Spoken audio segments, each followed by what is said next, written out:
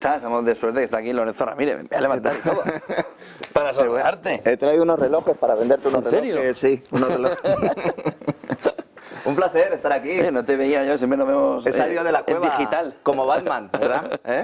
Encantado de estar aquí y bueno, pues también de medio inaugurar, ¿no? Todas estas instalaciones y felicitarte también porque has hecho un gran trabajo y gracias a eso, bueno, pues el canal va subiendo. Y bueno, pues encantado, todo el ¿no? equipo, yo soy una de parte participar solo. aquí ya, bueno, pero son los que te ven, la gente al final te ve a ti, pero hay un background importante, así que nada, encantado, es un placer, de verdad. Muchas gracias. Hay que darte la enhorabuena también por el 11M. Y ese libro que ha removido de todo. El gran bulo, el gran ocultas bulo. del 11M, ¿no? O sea, hasta el país sacó en un domingo, ¿no? Todas las claves del 11M para intentar contraponer a lo que ya es un éxito editorial, ¿no? ¿Puedes saber cuántos libros La verdad es que no lo sé. has o vas a vender o cuánto hay de tirada ya? La verdad es que no lo sé, hay cuatro ediciones ya, seguramente haya que publicar o editar una quinta edición. La verdad es que más allá del tema de, bueno, pues que personalmente evidentemente estoy contento, ¿no? Y pues yo realmente por lo que estoy satisfecho es ver cómo la gente de alguna manera pues no ha olvidado el 11M, cómo nuevas generaciones que prácticamente pues no conocieron lo que sucedió se han acercado al 11M gracias al libro, que se haya abierto un debate importante, haber generado ese ruido, haber obligado, no solo yo, sino otros autores al Palacio de la Moncloa a intentar establecer una cortina de humo para que no se sepa o para que no se plantee a la gente la verdad. Yo siempre digo lo mismo, simplemente con conseguir que la gente se dé cuenta de que la versión oficial del 11M es una gran patraña, es un gran bulo, a partir de ahí podremos empezar a dilucidar, cada uno con sus tesis, cada uno con sus investigaciones, a determinar realmente lo que pasó allí y sobre todo las consecuencias que ha tenido, que yo ya sabes que sigo pensando que son más importantes en clave internacional que en clave nacional. Entramos en ello ahora, pero se ve una fotografía clara alrededor de la prescripción, 20 años después. Es que hay quien ya no va a ser condenado. En el caso de que se encuentre que alguien más estuvo ahí. El problema de la prescripción es que el Tribunal de Gómez Bermúdez establece en la sentencia que no es un crimen de lesa humanidad. Entonces, al no ser un crimen de lesa humanidad, puede prescribir. Claro, desde un punto de vista internacional, un crimen de lesa humanidad evidentemente nunca prescribe, con lo cual, si hubiera voluntad política, si hubiera suficiente presión social para llevarlo a tribunales internacionales, a lo mejor no desde España, sino desde otros países, no recordemos lo que hacía Garzón, ¿verdad?, en Argentina, etcétera, etcétera. Bueno, pues si hubiera esa presión se podría considerar que fuera un crimen de lesa humanidad y por lo tanto no prescribiría. De hecho, hoy en día, si el 11M se produjera hoy, no prescribiría porque esos delitos no prescriben. ¿Es posible que sea un error judicial? Bueno, yo estoy realmente convencido. Lo que no hay es una voluntad política, porque tanto el Partido Popular como el Partido Socialista tienen mucho que esconder, no tanto en la previa del 11M, que también, sino sobre todo en el post-11M. ¿Cuáles son las claves ocultas? Bueno, Sin pues, querer desvelar todo el libro. Las claves ocultas es que básicamente desde el primer momento se intenta establecer una trama de encubrimiento, creando unos autores oficiales, creando un modus operandi oficial, y esa trama de encubrimiento la diseñan unas personas que realmente no sabían quién había cometido los atentados, ¿no? Y esa trama de encubrimiento surge fundamentalmente para tapar las vergüenzas de dos partidos políticos que habían estado jugando con el terrorismo. Esto es muy grave de plantearlo, pero hay que hablar claramente, habían estado jugando con ese terrorismo y hay servicios de inteligencia extranjeros que aprovecharon eso para, utilizando la vieja trinchera española de izquierda a derecha, ETA, Al-Qaeda, PSOE, PP, El Mundo, El País, pues aprovechar esa fractura social para dar un golpe de Estado. El 11M es un gran golpe de Estado, pero es un golpe de Estado que sirve fundamentalmente a intereses internacionales y esas claves ocultas son las que yo analizo en el libro. Francia y Marruecos, que últimamente han vuelto a salir a colación, sobre todo a raíz de determinadas informaciones, no solo de Villarejo, sino de otras informaciones, y luego el papel de Estados Unidos, que nadie quiere analizar, nadie quiere estudiar. Fernando Múgica empezó a hacerlo, falleció antes de escribir su libro, y bueno, pues mi libro desde el principio ha querido ser un homenaje, ¿no?, a su figura, sobre todo porque él acabó apartado, él acabó... bueno, todos los compañeros le dieron la espalda y realmente lo pasó muy mal. El 11M acabó con el pobre Fernando y bueno, pues quería yo también, que le conocí personalmente, afortunadamente, quería recoger esa tesis, que es una tesis muy incómoda y que solo se puede defender si realmente eres independiente, ¿no? Y lamentablemente, como bien sabes, pues el periodismo independiente y los analistas independientes brillan por su ausencia, ¿no? Desde aquí también darle a su familia, ¿no?, ese agradecimiento de todo su trabajo, ¿no? Y a todas las víctimas y familiares de víctimas del 11M que han sido utilizadas, que siguen siendo utilizadas, que realmente pues algunas de ellas se han llegado a convencer de que hablar de este tema pues se puede suponer una afrenta para ellos, cuando yo creo que la dignidad, la verdad, la justicia hay que perseguirla siempre, la verdad tiene que ser siempre pues nuestro objetivo y el de las familias de las víctimas también, ¿no? Yo siempre intento también pedir perdón si alguna familia pues no quería otra vez volver a recuperar, a vivir todo eso. Pues yo creo que es necesario hacer un libro como el que hice y darle las gracias también a la esfera de los libros por haberme no solo dado la oportunidad de escribirlo, sino total libertad, porque poca gente sabe que no me han tocado una coma de lo que yo escribí del manuscrito que entregué al principio, ¿no? En ese entorno, ¿qué se puede esperar del 11M a medio y largo plazo? Es decir, yo creo que nos has dejado muy claro que hay que leer el libro para ver que hay una esfera internacional que es fundamental, que luego ha comportado esta parte geopolítica alrededor de España, pero alrededor de Europa, no solo de Alrededor España. de Europa, sí. Pero ¿qué va a pasar? ¿Qué son los next steps de todo esto? Es decir, Bueno, ¿dónde ves que uno de los pueda...? puntos fundamentales que hay ahí, sobre todo, es el papel. Evidentemente, Estados Unidos se beneficia de un atentado en suelo aliado por la guerra contra el terror, pero bueno, eso es algo que prácticamente es conocido, pero sí que tiene que ver mucho con la génesis de Europa. Francia en aquel momento no estaba en el mando unificado de la OTAN.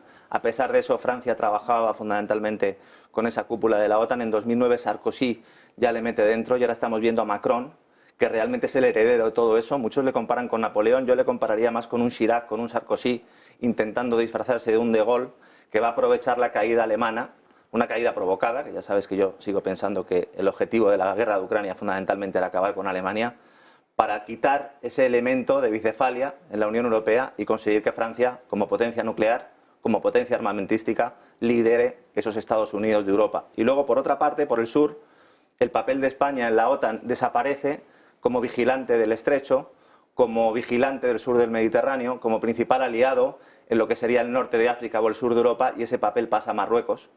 Desde el año 2006, desde el año 2010 sobre todo, a partir de ese momento se elige a Marruecos, y eso es lo que explica las cesiones al Sáhara Occidental, eso es lo que explica que la Unión Europea esté haciendo cesiones en materia agrícola, en materia industrial hacia Marruecos, eso es lo que explica que se le haya concedido el Mundial de Fútbol a Marruecos, porque Marruecos va a ser el elemento clave, porque Estados Unidos, utilizando también a Francia, porque evidentemente Marruecos y Francia son dos países hermanos, sobre todo en los servicios de inteligencia, utilizarles para controlar el Sahel, que ya estamos viendo cómo la estrategia de seguridad nacional ya empieza a poner el foco en el Sahel. ¿Por qué? Porque ahí está en China, porque ahí está Rusia y porque ahí está la próxima batalla, ¿no? Recordarás aquella portada de la revista Time, cuando hacían referencia al The Great Reset, que había un mundo con un andamio y estaban quitando una pieza. Bueno, esa pieza que están quitando precisamente es la de España y la del norte de África, ¿no? Ahí va a estar la próxima pelea, ahí hay una guerra ahora mismo, hay soldados ucranianos luchando con rusos precisamente en el Sahel, es muy poco conocido, ahí hay muchas materias primas fundamentales y ahí, como bien sabes, se quieren construir una serie de gasoductos, de infraestructuras energéticas importantes, Nigeria, el Sáhara, para intentar suministrar sobre todo al centro de Europa ese gas que a medio plazo nos dicen que no va a llegar de Rusia, aunque sigue llegando, ¿no? Yo mi mayor temor ahí, y siempre te lo he dicho, es que llegue un momento en el que Rusia deje de vendernos gas. ¿Qué pasaría si realmente Putin dejara de vender gas a Europa? Porque hasta ahora los precios se están desplomando, no hay un problema de almacenamiento. Y no, el 82%, ¿verdad? Claro, es que esa es la idea, ¿no? ¿Qué países están comprando? Está comprando España, sigue comprando Alemania. Es verdad que buena parte gas natural licuado, pero si dejan de vender, es decir, la llave la sigue teniendo Putin. Putin tiene muchas herramientas antes de emplear la ofensiva nuclear, que es de lo único que nos hablan, para ir apretando la tuerca. Que vienen por lo económico. Evidentemente. Que vienen por lo económico porque en realidad el conflicto ucraniano tiene más que ver con la economía que con la geopolítica, aunque es la primera fase para un enfrentamiento con China, que es realmente lo que están buscando los halcones del Pentágono y que están aprovechando de alguna manera también los israelíes, sobre todo el gobierno israelí, para ir presionando, ¿no?, a ese gobierno. Que ese punch, ese empuje va a mantenerse, yo creo, en los próximos años, ¿no? Vamos un poquito atrás. Macron, hacías esa figura de Chirac, de Sarkozy, imitando a Charles de Gaulle. Bueno, pero Chirac ni Sarkozy se habrían atrevido a hacer lo que está haciendo en la última semana. Es decir, ayer una parte de su gobierno, o un miembro de su gobierno dijo que era una potencia mediana, Rusia, ¿no? Bueno, si es una potencia mediana, ¿por qué estamos tan asustados, no? Habría que plantearse, ¿no? Claro, luego nosotros claro. solo vemos a Macron, pero la contestación, sobre todo de la oposición en Francia, es salvaje, y a nivel de calle también empieza a ser salvaje alrededor de decir, oiga, van a tirar una piedra, no el ramo de la novia. No te pongas delante y dame, pues al final te maté la piedra y te van a dar. Aquí hay que introducir también otro factor, que es realmente a qué intereses están representando los gobernantes europeos. En el caso de Macron, él está hablando por el complejo militar industrial francés, que es muy importante. Siempre hablamos del americano, no tenemos en cuenta el francés, es vital. Él es potencia nuclear, Francia es potencia nuclear, ha perdido completamente el apoyo popular. las últimas encuestas daban a Le Pen una victoria, pero una victoria para llegar directamente al Palacio del Elíseo, lo cual es, desde un punto de vista sociológico para Francia, es histórico. Francia es un país que está quebrado. Esto es algo que tampoco se suele decir, nos fijamos mucho en España, nos fijamos mucho en Italia. El estado de bienestar o bienestar del Estado ha fracasado absolutamente en Francia. La deuda es desorbitada. Tiene una deuda desorbitada, una burocracia increíble. Es un país que está realmente atenazado. Toda la crisis de los chalecos amarillos, recuerdas, también venía a recoger un poco todo eso.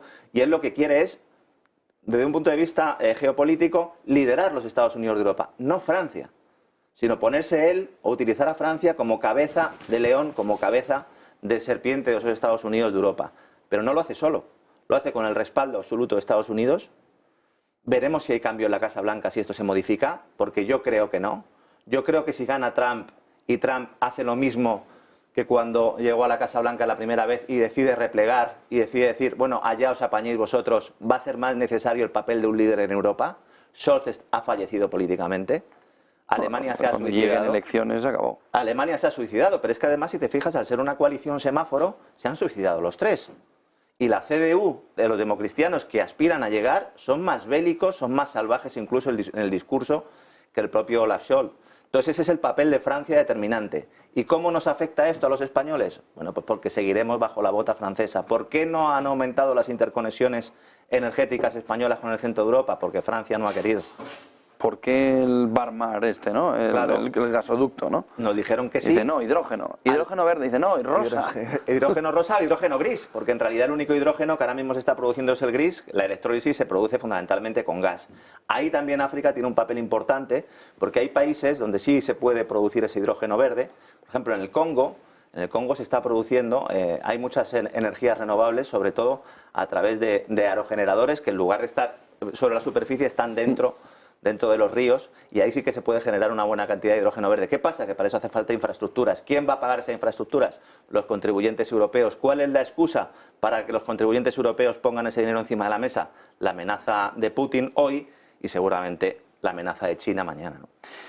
Nombras mucho a China, pero China, yo tengo la percepción de que está ahora mismo fuera de la foto. Está por comiendo voluntad palomitas, de China, comiendo palomitas. Sin Sí. embargo, el otro día dijo, oiga, cumbre de Suiza, esta reunión, ¿no? Que la verdad, allí no sé cómo calificarla. Dice, yo quiero estar. Claro. Y eso rompe la fotografía. Claro. Dice, usted quiere estar aquí para escuchar, para hablar, para ver. Yo quiero estar porque soy país hegemónico en muchas materias ya y porque aspiro a ser el país hegemónico. Claro, pero dejar a China sentarse en esa mesa tiene mucho calado, histórico. Evidentemente. Sobre todo porque implica que Estados Unidos le reconoce como rival y al mismo tiempo reconoce y admite esa simbiosis de la que algunos llevamos mucho tiempo hablando, que en Estados Unidos es un debate que está abierto desde hace mucho tiempo, esa unión de intereses económicos, energéticos, políticos entre China y Estados Unidos no se pueden separar, no se puede romper del todo, y China lo que dice es, no, si se va a tomar una decisión en términos globales, ya no porque afecten a mis socios, sino sobre el funcionamiento del mundo y sobre el nuevo orden, yo quiero estar porque yo soy el actor, no solo que aspira a destronarte a ti, sino que realmente quiero colaborar contigo, porque esa es otra de las grandes claves. Estados Unidos se enfrenta a China en lo dialéctico, pero China no se enfrenta a Estados Unidos en lo dialéctico. Y entonces, cada vez que hay una cumbre, cada vez que hay una intervención de cualquier dirigente chino, no digo que estén diciendo la verdad, foro de Davos. Ofrecen, abren las manos, dicen, no, si nosotros queremos comerciar, si nosotros no queremos guerra, si nosotros tenemos un proyecto muy bonito, la Franja y la Ruta de la Seda, que se basa en el comercio y las infraestructuras, evidentemente... Y lo que nos dicen es, si nosotros tenemos un proyecto que es para sorpasarte económicamente. Exactamente. ¿Por qué? Porque en una guerra ahora abierta, económica, en la cual pues hubiera pocos obstáculos, China barre a Estados Unidos. Y esa es la gran clave aquí, ¿no? Porque Estados Unidos antaño era la potencia del libre mercado y ahora ¿qué está haciendo Estados Unidos? Poner aranceles, poner barreras, prohibir, precisamente para no dejarse superar con los chinos. La pregunta es, ¿realmente esto favorece a los intereses de los estadounidenses? ¿O favorece a los intereses de determinadas élites que están detrás o incluso dentro del gobierno de Estados Unidos y que no quieren perder esa esfera? Porque a lo mejor la idea sería, señores, colaboramos en lo económico, colaboramos en lo energético, incluso podemos colaborar en lo tecnológico, ustedes siguen siendo una dictadura y nosotros vamos a ser una democracia. El problema es que parece que las peores cosas de las dictaduras las estamos exportando nosotros y parece que en realidad tenemos envidia de los chinos y del sistema político chino, cuando realmente tendría que ser todo lo contrario. No, todo llega allí 3 años antes, o 5. pero todo está llegando luego aquí. El otro punto fundamental es Estados Unidos, lo fijas también muy bien, hay un punto ahí importante, tienes lo que está sucediendo con la inmigración. Hoy un Tribunal Supremo ha puesto una cautela, ¿no?, a una ley de Texas para decir, oiga, en caliente, deportación. México ya había dicho, no voy a aceptar a quien me devuelvas por la frontera mexicana con deportación, pero a nivel interno el choque es brutal. Hasta el punto de que hay quien habla, oiga, este es el choque mayor entre estados desde la guerra civil. Pero el otro punto fundamental es, hay unas palabras del fin de semana de Trump que luego ha dicho, es fake news, ¿no? Es bulo. Y bueno, ha dicho baño de sangre. Bueno, es verdad no, es que es con la automoción. Pero también dijo, si no gano, no hay democracia. Sí, sí, sí. No es un tema de, oiga, vamos a poner los hechos objetivos. Te he dicho, vamos a quitar lo del baño de sangre. Vamos a aceptar, aceptamos pulpo como animal de compañía. Aceptamos lo que dice Trump. Pero has dicho que si no gana la democracia... Pero es que el mismo día había entrevistas que decían, en El Mundo una de ellas, que si Trump gana es peor que Alemania en 1932. Sí, sí. Bueno, de hecho, en el foro de Davos, hubo una intervención de Ursula von der Leyen donde dijo que los dos mayores peligros para el mundo en estos momentos no eran ni Putin, ni China, ni nada. Uno era la victoria de Donald Trump y otro la desinformación, que es la forma en la que ellos califican la censura, el pensamiento, claro, disidente o independiente para poder operar. Es importante que entendamos que hay un posicionamiento político de carácter estratégico, y yo me atrevería a decir que también tiene un componente importante de ingeniería social, para la misma fractura que se ha generado en Europa, generarla en Estados Unidos. Una fractura que al final, a río revuelto, como se dice en España, ganancia de pescadores. Tenemos por un lado a un Trump y a unos seguidores que se plantean, o la idea que se plantea es, no vamos a aceptar el resultado de las urnas, porque ya nos robasteis una vez y no vamos a aceptar que nos robéis otra. No, eso es peligrosísimo. Eso es la mayor amenaza contra la democracia. Y luego tienes en el lado de Biden la otra línea, que es, si hay una guerra, si hay un conflicto abierto, yo no celebro elecciones y yo me quedo en la presidencia. Porque esa es otra idea que está surgiendo en el Partido Demócrata. Son dos ideas completamente totalitarias, antidemócratas, pero que están en el debate, y a mí eso es lo que me preocupa. Que eso surja en ideas, que surja en artículos de opinión, que se vaya sembrando esa idea, esa fractura. Es un caldo de cultivo para... La semana que viene se estrena una película que se llama Civil War. Civil War. Se estrena la semana que viene. En Estados Unidos. Estados Unidos, en España también se va a estrenar, se ha presentado ya en un festival. ¿Pero sobre su guerra civil? Es una película en la que se anticipa un futuro no lejano, en el cual se produce una fractura. Vale, no es sobre la guerra civil anterior, sino sobre lo que puede pasar sobre en el futuro. Una futura guerra civil. Ya lo vivimos con el tema del 6 de enero. ¿Por qué vuelve otra vez ahora a salir la cuestión del 6 de enero del asalto al Capitolio? Porque se va a ir preparando ese discurso. Y según se vaya acercando la fecha de las elecciones, vamos a ver cómo las grandes tecnológicas van a empezar a censurar redes sociales. Y eso genera aún más caldo de cultivo para el enfrentamiento. Yo siempre digo que contra la desinformación, contra la mentira, solo hay una herramienta: la verdad. Confrontas la verdad y al final, también como se dice en España, las mentiras tienen las patas muy cortas y al final la verdad prevalecerá. Si tú no tienes la verdad de tu lado, lo que tienes que hacer es cercenar, censurar al que tienes enfrente, y eso provoca enfrentamiento social. Vamos a un escenario en el cual se va a fomentar caos social. Hay informes de la banca, como bien sabes, que plantean ese escenario desde hace ya mucho tiempo. Caos social para luego imponer determinadas medidas liberticidas de orden, que siempre se ha hecho así a lo largo de la historia, y que ahora, pues afortunadamente, podemos tener elementos de análisis que nos ayuden a anticiparlo. Si nos quedamos callados, si nos ponemos las manos delante de la cara y decimos que esto no existe, pues luego cuando sucedan cosas como lo del asalto al Capitolio el 6 de enero, fuera una intervención de inteligencia o no fuera una intervención de inteligencia, pues no entenderemos lo que está pasando en el mundo, ¿no? Y eso se puede extrapolar a todos los países, ¿no?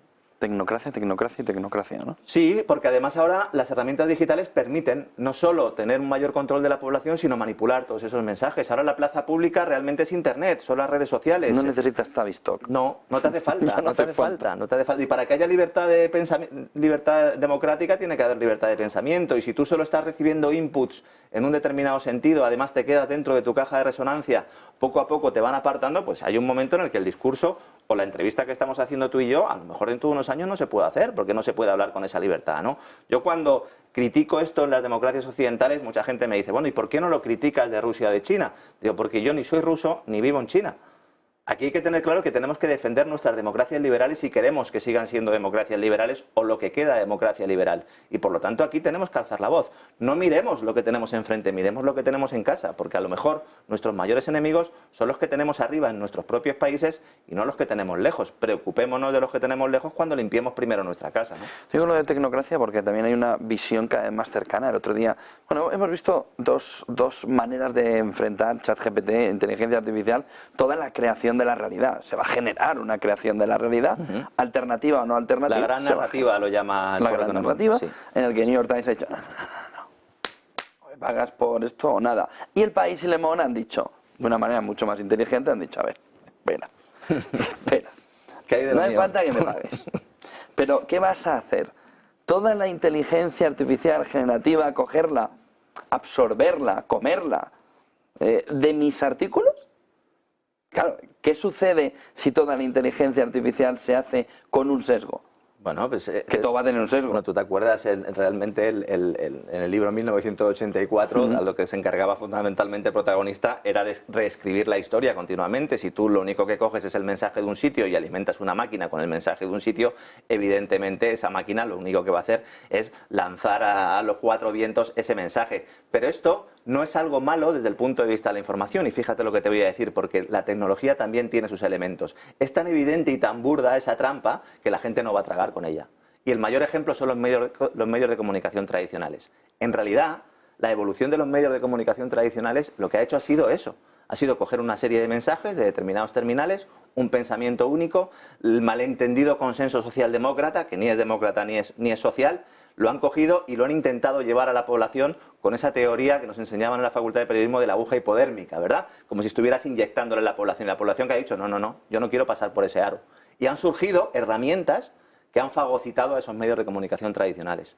Y medios de comunicación y canales como el tuyo, ¿no? Que eso en realidad lo están aprovechando, pero no porque vosotros estéis haciendo o nosotros estemos haciendo muy bien nuestro trabajo, es que los demás no están haciendo el suyo. Bueno, Entonces, porque estaban en un modelo anquilosado, ¿no? Sí, pero... En el que ya tenían el modelo hecho. Sí, bueno, pero puedes decir, bueno, ajusto costes, porque voy a ajustar costes igual, no voy a depender tanto de la publicidad institucional y voy a depender de pero voy a depender de mis lectores, pero para eso... Que no existen pero lectores mis igual, lectores, claro. Al nivel que te está pagando la publicidad ¿Por qué institucional. no existen esos lectores? Esa es la gran cuestión. Porque hay algunos que estamos haciendo periodismo independiente y que tenemos más seguidores y que nos escuchan, nos ve mucha más gente de los que compran el diario El País. Y eso es un problema para los grandes medios de comunicación, pero es algo bueno porque se ve cómo la sociedad va buscándose ¿Me recuerdas las que habichuelas? fui a dar una charla en Orense, tú también, José Carlos Díez, y yo no sabía, antes había una persona de Prisa allí. Entonces yo di toda mi charla de oiga, pues le puede gustar más o menos Google, o YouTube, pero la realidad es la realidad, es el que te permite monetizar, es el que te permite generar un contenido que puedas Llegar a más contraponer. gente, llegar a más gente. Si no tengo que decir, oye, papá Estado, ¿me das una licencia? Claro. Y va a decir de dos, una no, dos. Mira, la que no vas a ver y la que tampoco vas a ver, ¿no? Y entonces yo terminé y me dice, bueno, pero esto está acabando con los medios. Bueno. Entonces yo pedí palabra, dije, Claro. perdón, espera, me dejas, ¿no? Porque, y dije, a ver, no está acabando con los medios, vosotros habéis acabado con los medios durante años en coalición con gobiernos, agencias, es decir, aquí no entra dinero, Sí, sí. topa a mí. Y ahora lo que hay es, como tú dices, herramientas diferentes que dicen, venga, mi mensaje ahora puede, o tu mensaje puede ser escuchado. Sí. Antes tú me lo ibas a vetar. Claro. Y además tenías todo el dinerito institucional y ahora resulta que no tienes ni la audiencia y sigues teniendo el dinero institucional. Y antes además tenías secuestrada la infraestructura de tal manera que tenías que meterte de una infraestructura concreta, un entorno corporativo Claro, para poder pero hacerlo. que me queda bien es ellos se metían con la herramienta. Claro. Es que Google, y digo, bueno, no, es que claro, cuando tú tenías el 45% de la tarta publicitaria, Claro. no, pero es que ahora se me ha quedado Google. Y digo, y la reparte con los creadores. Luego te puedes decir, se lo queda Google, vale, pero ¿y antes quién se lo quedaba? Eso es un problema también para el entorno corporativo. Y yo sé que nos está viendo y nos está escuchando mucha gente del ámbito corporativo y no se han dado cuenta de cómo tienen que vender su mensaje las empresas. Coger un periódico económico hoy en día es ver una sucesión de comunicados y de notas de prensa. Y las personas que lo leen lo saben. Incluso personal especializado, economistas, cada día se creen menos lo que ven en esos periódicos y van a las fuentes. Y ellos mismos también están cavando su propia tumba. Tiene que cambiar la comunicación corporativa, tiene que cambiar muchísimo. Y están anquilosados también en el modelo anterior. Tú lo sabes, les cuesta mucho ir por otras vías, apostar por otras líneas, ¿no? Y se van a quedar también en el pasado. Y los que vengan fuerte, y los que vengan con otro modelo, con la cabeza más fresca, y teniendo un análisis más adecuado a lo que está pasando en la realidad, se los van a comer con patatas y entonces pedirán ayudas, pedirán subvenciones, pedirán rescates, pedirán exenciones fiscales, ¿no? Que a mí me da igual, yo en eso ya sabes, la exención fiscal y la subvención es lo mismo, ¿no? Por mucho que me quieran decir, ¿no? Lo contrario, ¿no? Da lo mismo que me dé 110 millones en la pandemia que me quite de pagar 110 millones porque de impuestos. Porque luego al final, ¿no?, lo voy a tener que pagar yo exactamente igual, ¿no? La deuda, los impuestos de hoy son la deuda de hoy son los impuestos del mañana, ¿no? Como solemos decir, ¿no? Sí, ¿crees que alrededor de la inteligencia artificial va a haber una censura universal? La inteligencia artificial se va a utilizar, es una herramienta también, se va a utilizar para realizar la censura universal, pero no solo con la inteligencia artificial, sino también con el Big Data, que es fundamental, porque el Big Data al final es lo que nutre a esa inteligencia artificial, pero no olvidemos que al final es un software.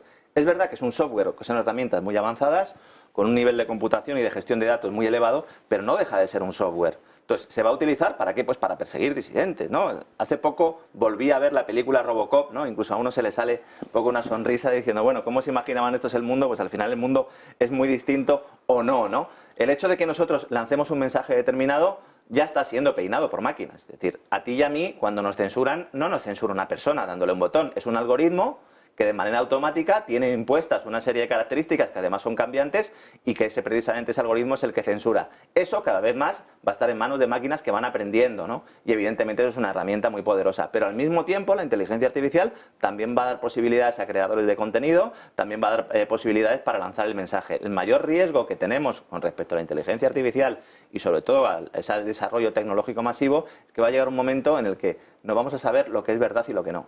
Y ese es el mayor riesgo y el mayor peligro, ¿no? El hecho de que pueda estar Lorenzo Ramírez hablando ahora mismo y que sea una máquina la que esté utilizando mi voz para contar determinados mensajes puede ser más o menos relevante. Pero si es Macron, si es Putin, si es Biden, si es Scholz, entonces ya tenemos un problema. A nosotros nos cuesta, a la gente a lo mejor no lo sabe, a nosotros nos cuesta cada vez más peinar y darnos cuenta realmente si lo que estamos viendo es real o no. Pues las personas aún más, ¿no? Vamos allá a una guerra importante de propaganda y de mensaje, que es una involución política utilizando la evolución tecnológica. A mí eso es lo que más me preocupa, ¿no? 100 días de Milei.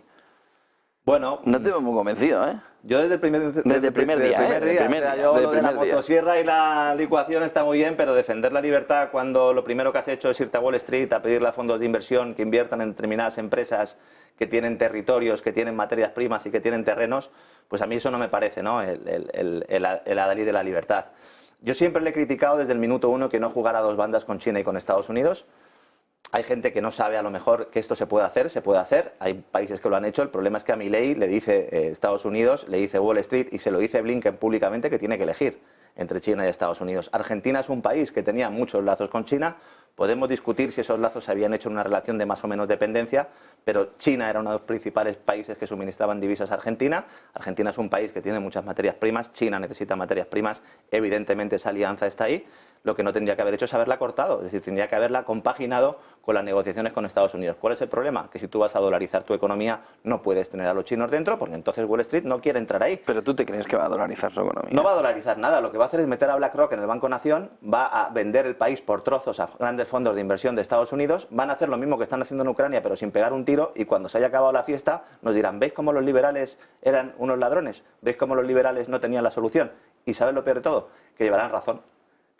Por eso yo, que vengo de un ambiente bastante libertario, lo he criticado mucho desde el primer momento porque creo que es un muñeco, es una marioneta y evidentemente me han llovido tortas por todos los sitios, pero bueno, yo soy como Cristiano Ronaldo, a mí me gusta que me piten, ¿no? Con lo cual ahí también estoy un poco cómodo. 100 días, licuefacción, motosierra, ha devaluado, ha bajado impuestos pero ha subido otros.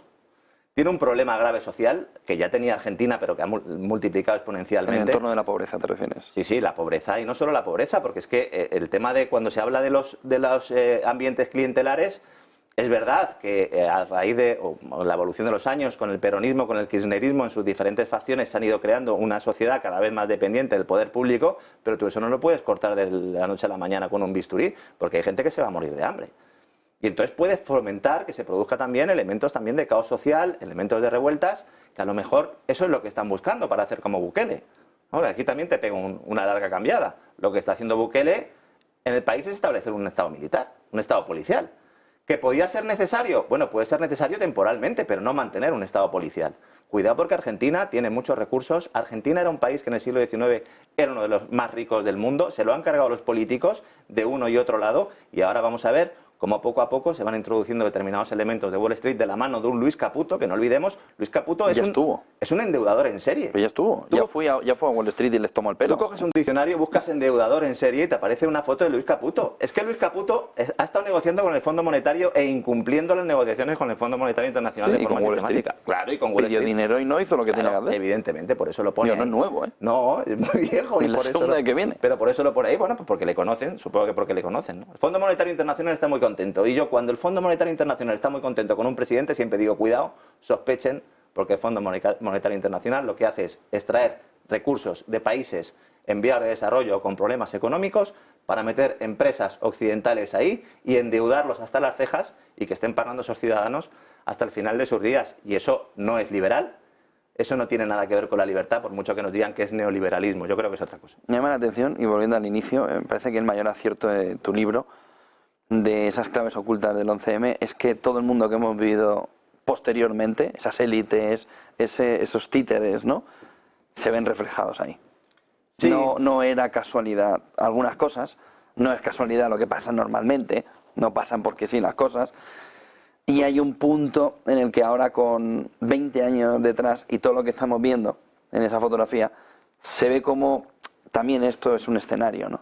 Es un escenario, son ingenieros sociales. Yo insisto mucho en esto porque hay mucha desinformación también al respecto y se nos intenta llevar a los que planteamos un entorno, un análisis distinto, a un rincón, el del disidente, y ya está. No hay unos señores que se reúnen en una mesa o en un club Bilderberg, en un consejo de relaciones internacionales para decidir a dónde va el mundo. Eso es completamente falso. Lo que pasa es que interesa esa idea porque es falsa. No. Hay una serie de elementos, hay una serie de personas, una serie de poderes, de empresas, que entre ellas tienen un mismo objetivo, que es mantener un cierto estatus de poder, y luego hay unas guerras intestinas internas. Tienen claro dónde están sus objetivos, dónde quieren ir, pero luego por el camino pues hay navajazos, hay peleas. Y eso es importante. Es una performance, pero es una performance con un drama espectacular. Con muertos encima de la mesa.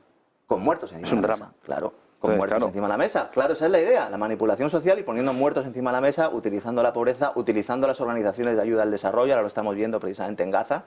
Analiza quién está metiendo ahí la ayuda al desarrollo. Ahora mismo Israel lo que quiere es fagocitar, apartar a las Naciones Unidas para que esa ayuda humanitaria en el futuro solo venga de mano de Israel y que venga de bancos norteamericanos y de Estados Unidos. Todo ese mundo entre bambalinas, que muchos pensaban que no existe, pues afortunadamente ahora empezamos a darnos cuenta, porque un análisis aséptico de lo que está pasando con los teletipos, con las noticias, no nos ayudan a entender la realidad. Hay que ir un poco más allá, y los que hemos podido llegar un poco a rascar esa superficie, pues tenemos la misión y el deber de contarlo, ¿no? Enhorabuena por el 11M, por el libro, Claves ocultas del 11M, 20 años, ¿no?, buscando la verdad. Les recomiendo, por supuesto, yo lo leí en cuanto me lo mandó Lorenzo, antes de que saliera, ¿no? Yo creo que 10 días antes o así. Sí. Y es un espectáculo. Es decir, hay que leerlo, saborearlo, digerirlo, repensarlo, pero les recomiendo que lo compren. Entiendo que Corte Inglés, Amazon, en todos los sitios, ¿no? Sí, la distribución es total. Sitio, sí. Por lo que hay que darle la enhorabuena a Lorenzo Ramírez, porque ha sido un espectáculo este libro, y les recomiendo, como les decía, igual que he hecho yo, estar en esa lectura que nos enseña mucho más de lo que en el fondo se ve, que hay arriba, ¿no? Bueno, que no termina de decirlo del todo, bueno, pero es un libro, lo puedes intuir perfectamente. Es un libro en el que yo planteé desde el principio un método socrático, ¿no? Yo voy exponiendo una serie de datos. Es verdad que al final la fotografía la hago yo, con lo cual yo pongo el marco donde quiero, pero yo expongo unos datos y luego que sea el lector el que saque sus propias consecuencias. Sobre todo en la última parte del libro se explica bien cómo se ha utilizado el terrorismo, sobre todo yihadista de corte suní, para determinados movimientos geopolíticos occidentales, y nos ayuda a desvelar un poco, por lo menos plantearnos tener más espíritu crítico, que ese es mi objetivo. No siempre lo planteo, ¿no? Hay que tener espíritu crítico, no crean lo que dice Lorenzo Ramírez, no crean lo que dice José Antonio Binder, no crean lo que dice una persona. Escúchenlo, vean si realmente puede cuadrar con la realidad y vean realmente si pues eso les aporta algo, ¿no? Escuchar a personas que dicen lo que nosotros queremos oír no nos ayuda a crecer. Nos ayuda a crecer escuchar a personas que dicen lo que nosotros no creemos, para luego confrontarlo. Y si realmente llevan razón, pues incluirlo a nuestra estructura de valores. Eso es lo que no quieren los grandes poderes que hagamos. Por eso nos quieren aislar, por eso nos quieren tener atenazados, por eso hay un mensaje continuo de terror, a lo mejor ya no con bombas, sino diciéndonos que determinado país nos va a atacar, que hay un ambiente nuclear claro, que hay pandemias, que hay emergencias climáticas. Se trata de que estés atenazado. ¿Por qué? Porque entonces te conviertes en un niño. ¿Y el niño qué hace? Pues mirar hacia arriba para pedir ayuda. Y ahí están los que han creado el problema para ofrecerte la solución, ¿no? Tesis, antítesis, síntesis, ¿no? No, dicen vamos al psicólogo y Sí. no nos mal que estemos en estado de ansiedad continua. Mi psicólogo ha dimitido, mi psicólogo ha dimitido, yo ya, sí. Yo ya Ese clima de tensión. Mi psicólogo es como el banquero central de Turquía, que va dimitiendo progresivamente y si no lo echan. Buen día, buen negocio, Lorenzo. Un placer. Hasta aquí este tiempo de Business Connection con Lorenzo Ramírez. Buen día.